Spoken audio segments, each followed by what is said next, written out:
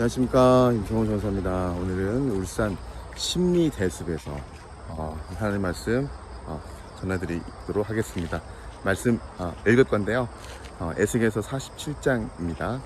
한번 보세요. 여기 심리가 한 4km? 1km? 한 4km, 4km 되죠. 그 거리가 다 이 대숲이라는 데인데 되게 좋네요. 자, 여기서 하나님 말씀 읽으니 더 좋은 것 같습니다. 말씀 읽어드리겠습니다. 47장 1절부터 12절까지입니다. 시작. 그가 나를 데리고 성전문에 이르시니 성전의 앞면이 동쪽을 향하였는데 그 문지방 밑에서 물이 나와 동쪽으로 흐르다가 성전 오른쪽 제단 남쪽으로 흘러내리더라. 그가 또 나를 데리고 북문으로 나가서 바깥길로 꺾여 동쪽으로 향한 바깥문에 이르시기로 본즉 물이 그 오른쪽에서 스며 나오더라.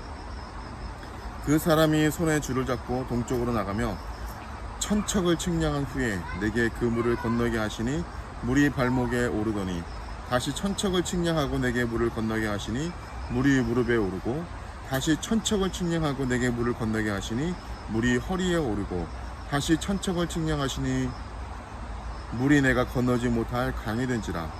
그 물이 가득하여 헤엄칠 만한 물이요 사람이 능히 건너지 못할 강이더라. 그가 내게 이르시되 인자야 내가 이것을 보았느냐 하시고 나를 인도하여 강가로 돌아가게 하시기로 내가 돌아가니 강 우편에 나무가 심이 많더라. 그가 내게 이르시되 이 물이 동쪽으로 향하여 흘러 아라바로 내려가서 바다에 이르리니 이 흘러내리는 물로 그 바다의 물이 되살아나리라. 이 강물에 이르는 곳마다 번성하는 모든 생물이 살고 또 고기가 심이 많으리니 이 물이 흘러 들어가므로 바닷물이 되살아나겠고 이 강이 흐르는 각처의 모든 것이 살아날 것이며 또 이 강가에 어부가 설 것이니 엔게디에서부터 에네글라임까지 금을 치는 곳이 될 것이라. 그 고기가 각기 종류에 따라 큰 바다의 고기같이 심이 많으려니와 그 진펄과 갯벌은 되살아나지 못하고 소금 땅이 될 것이며 강 좌우가에는 각종 먹을 과실나무가 자라서 그 잎이 시들지 아니하며 열매가 끊어지지 아니하고 달마다 새 열매를 맺으려니 그 물이 성소를 통하여 나옴이라. 그 열매는 먹을 만하고 그 잎사귀는 약 재료가 되느니라. 아멘.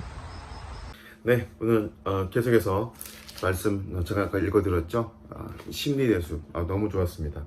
어떤 분이 국가에 환원했다고 하셨는데 정말 좋은 곳 너무 좋았어요. 걸으면서 힐링도 되고 너무 좋았던 것 같습니다. 오시고 싶은 분은 울산에 와보세요.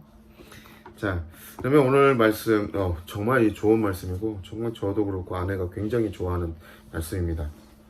먼저 1절부터 5절까지를 보면 성전에서 물이 흘러나옵니다. 근데 물이 흘러나오는데 이게 순서가 있어요. 우리 발목을 채우고 그 다음에 이제 허리와 그 다음에 헤엄칠 만한 물이 되거든요. 3절부터 제가 한번 읽어드리면 그 사람이 손에 줄을 잡고 동쪽으로 나가서 측량을 했는데 물이 발목에 오릅니다. 그리고 4절에서는 물이 다시 허리에 올라요. 허리까지 한 거죠.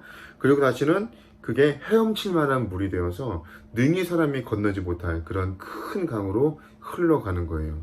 엄청난 강이죠. 성전에서 나오는 물. 사실은 이제 이 본절은 이 본절의 이 환상은 이스라엘을 회복시키는 하나님의 구원의 역사가 단순히 이스라엘 민족만이 아닌 영적으로 죽은 자들과 다름없는 온 세상 사람들을 대상으로 삼고 있음을 이렇게 보여주거든요. 그리고 이스라엘이 가나안 땅을 회복하려는 것은 장차 영적인 이스라엘을 세하는 새 땅을 기업으로 차지할 것을 예시로 보여주는 거죠. 자, 그래서 이 물이 이제 흘러나오는데 처음에는 발목이었고 그 다음에는 이제 허리였고 그 다음에 헤엄칠 만한 이런 물이었다는 거죠. 엄청난 큰 물이 흘러나오고 있습니다. 자, 그리고 6절에서 10절까지는 이 바다의 이 물이 다시 되살아나고 다시 많은 생물들이 제가 읽어드릴게요.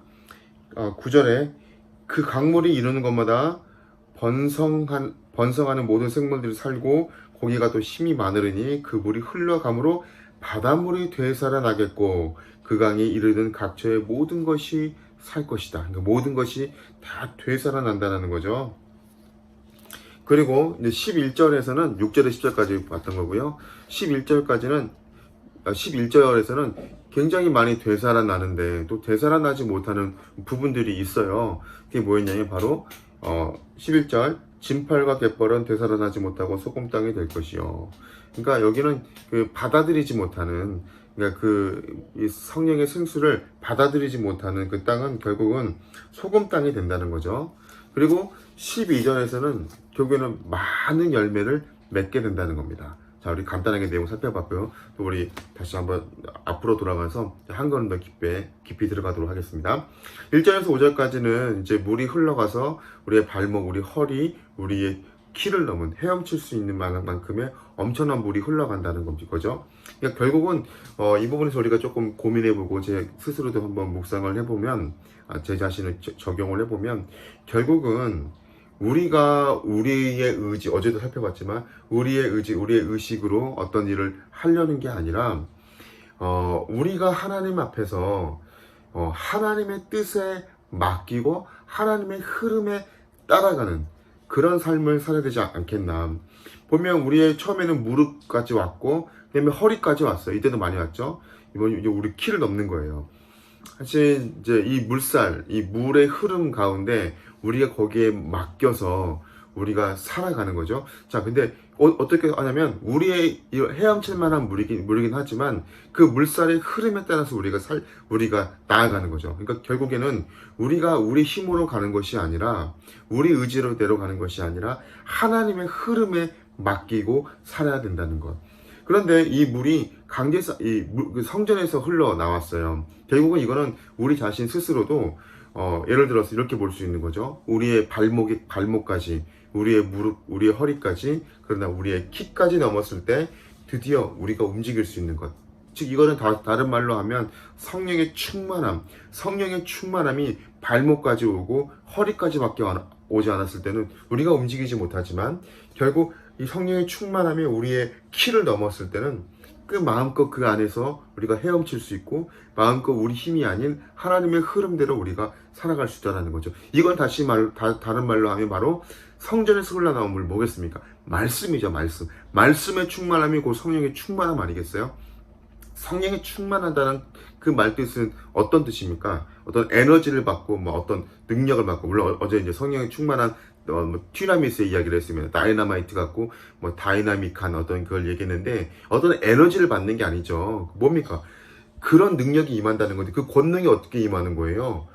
맞아요. 말씀입니다. 말씀. 이 말씀이요. 이 성경책이 뭐로 기록되어 있습니까? 하나님의 영감, 하나님의 감동으로 기록되어 있잖아요. 하나님의 영감이 뭐예요? 성령이잖아요. 그래서 하나님 말씀을 읽으면 그게 우리 안에 성령의 충만함이 우리 저절로 쌓인다는 거죠. 그러면 성령의 충만함이 뭐겠습니까? 성령 충만하다는 뜻이 뭡니까? 에너지가 찬 게 아니죠. 어떤 능력 차가지고 영험해가지고 막 뭐가 보이고 이런 게 아니죠. 충만하다는 것은 결국은 하나님 말씀에 100% 순종할 수 있다는 거거든요. 이 말과 오늘 말과 일맥상통하잖아요. 하나님의 흐름에 맡길 줄 아는 거, 하나님 말씀에 100% 순종할 줄 아는 거, 그게 성령 충만함입니다. 그게 성령 충만함. 결국 성전에서 흘러나오는 그 물이 결국은 우리의 키를 넘을 때 충만함으로 우리가 하나님 흐름에 맡기며 살아갈 수 있다. 저는 그렇게 적용을 해보았습니다. 두 번째는 6절에서 10절까지 우리가 아까 살펴봤는데, 이 물이 닿는 곳마다 다시 살아나요. 근데 바다가 살아난대요. 8절에 바다에 이르니 흘러내리는 그 바닷물이 되살아나리라. 그리고 9절에 바닷물이 되살아나겠고. 그러면 이 바다가 죽은 바다인가요? 사해인가? 약간 사해 같은 느낌이 들죠? 그 사해는 막힌 곳이잖아요. 막힌 곳. 그런데 이곳은 막혀서 계속 쌓이고 고이물이 돼서 이제 소금물이 되고 아무도 살 수 없는 그곳이 되는 거잖아요. 근데 거기가 모든 곳이 다 되살아난대요. 심지어 그 가는 길, 그 모든 곳이 다 되살아난다라는 거예요. 사실은 이제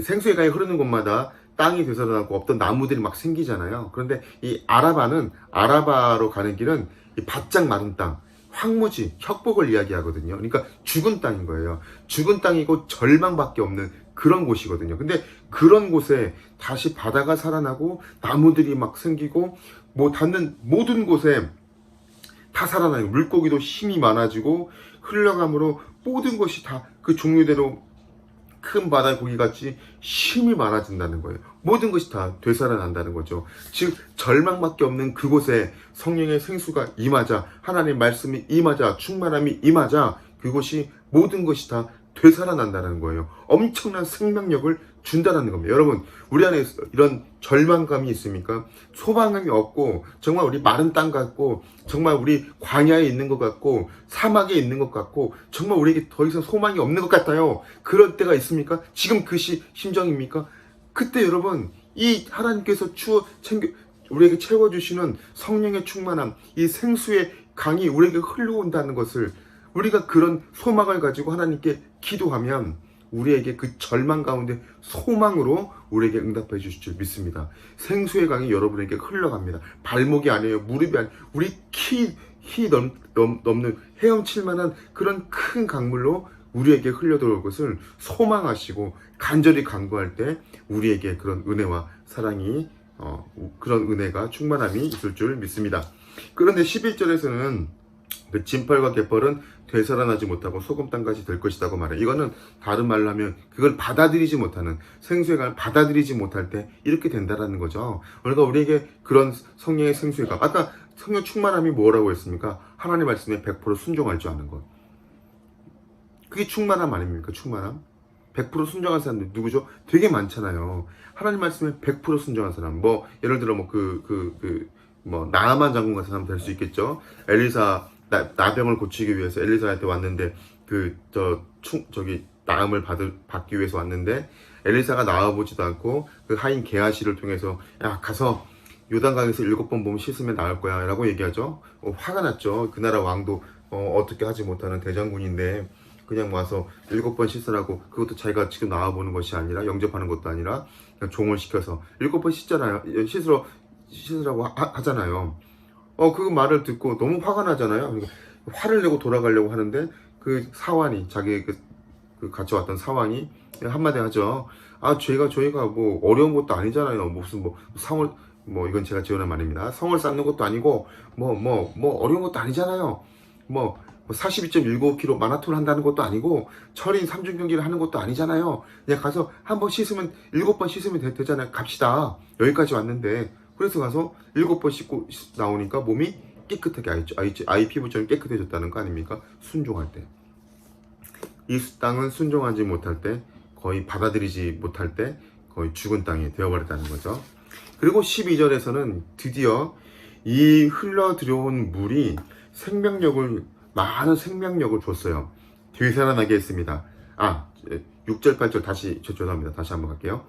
이 되살아났어요. 되살아났는데 정말 재미있는 것은 이건 죄송합니다. 나중에 제 개인적으로 적용을 또 할게요.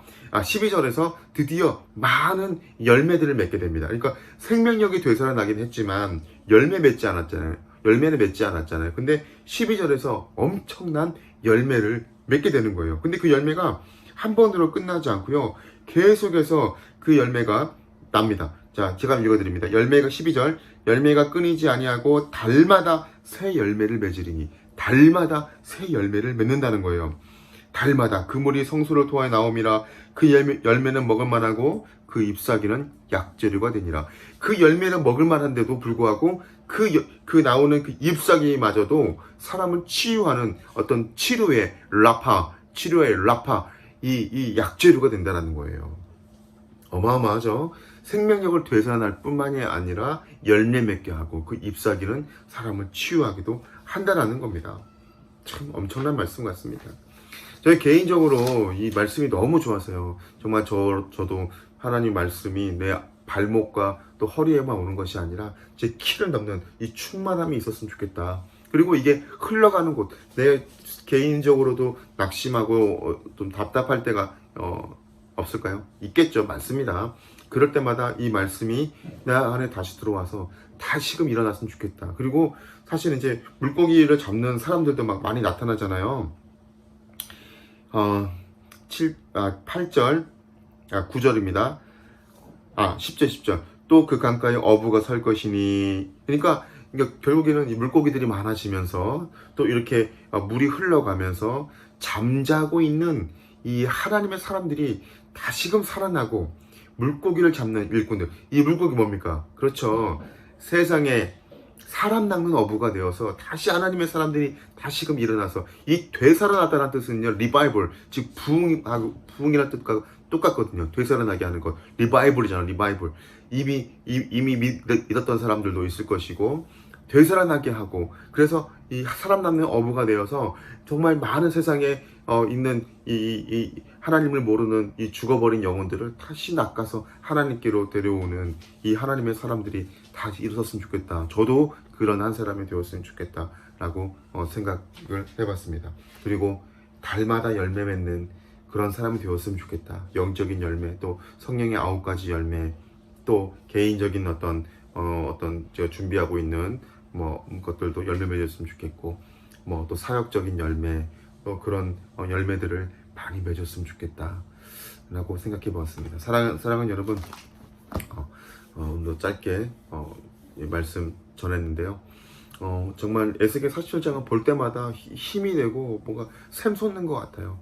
정말 이 에스겔의 성전에서 흘러나오는 이 물이 저와 또 우리 모든 성도님들께 함께 흘러가서 우리에게 혹시 이 마른 땅 같고 어떤 절망만 있는 그런 땅에 다시 되살아나게 하고 다시 생명력을 얻고 정말 열매를 맺게 해달라고 한번 기도했으면 좋겠고요.